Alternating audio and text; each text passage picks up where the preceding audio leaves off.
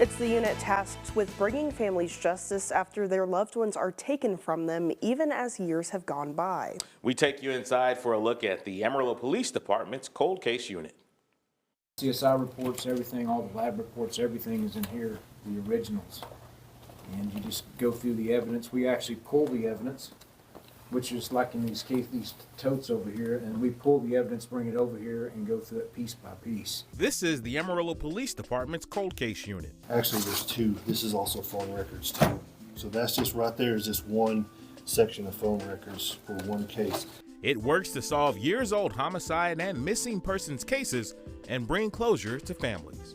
A cold case, they call it a cold case whenever all suspects have been eliminated and we have no further things to send to the lab at the time. Sergeant Joel Hodges is one of the leaders of the unit, which was formed in 2022, and using a variety of modern technology and DNA analysis, works to bring justice to victims and their families. We want these people to have justice, but these people are, most of these victims are, we don't want them to ever be forgotten. So understand, whenever we're, as a cold case detective, not only are you, you're having to dig back through years and years and years of case work, not only from the original detective, but every detective after that was assigned, it continues to add to that case over and over again. Lieutenant James Clements is the homicide unit commander for APD and oversees the cold case unit.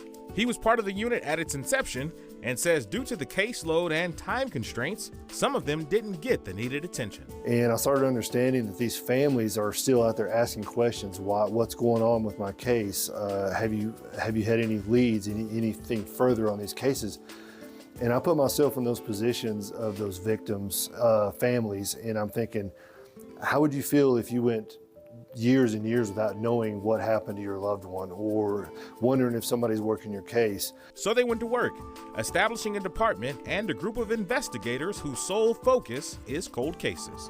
To put all their resources in to develop outside relationships with different agencies and different federal agencies and DPS and Texas Rangers to help us out. One aspect that's helping cases become easier to solve, time and technology.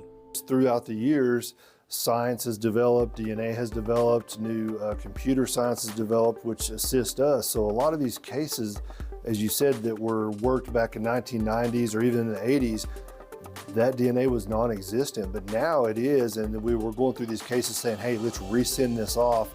Maybe they can enhance it, maybe they can get new DNA, and that has worked for us and several other agencies around us. So far, the cold case unit has about 48 cases that remain open, but Sergeant Hodges and Lieutenant Clements say they won't stop until they get answers for victims and their families. We're never going to give up. We're going to continue to look at these cases, and we're not going to stop. We every day we come in and we spend every minute looking at these cases. You may not hear about it, you may not know it yet, but we're constantly pushing through these cases. When I took this job, that was the biggest thing for me, is I wanted to be able to attempt to give these people a little bit of information, maybe a little bit of justice for their family. You want to try to help them because they live with this their whole lives. Now, if you have any tips in connection with any of the open cases, call APD's cold case unit. The number is 806-378-6468. You can remain anonymous. Suspects developed in theories about what caused a man's life to be cut short. Coming up tomorrow morning, we're diving into one of the many cold cases Amarillo has seen over the years.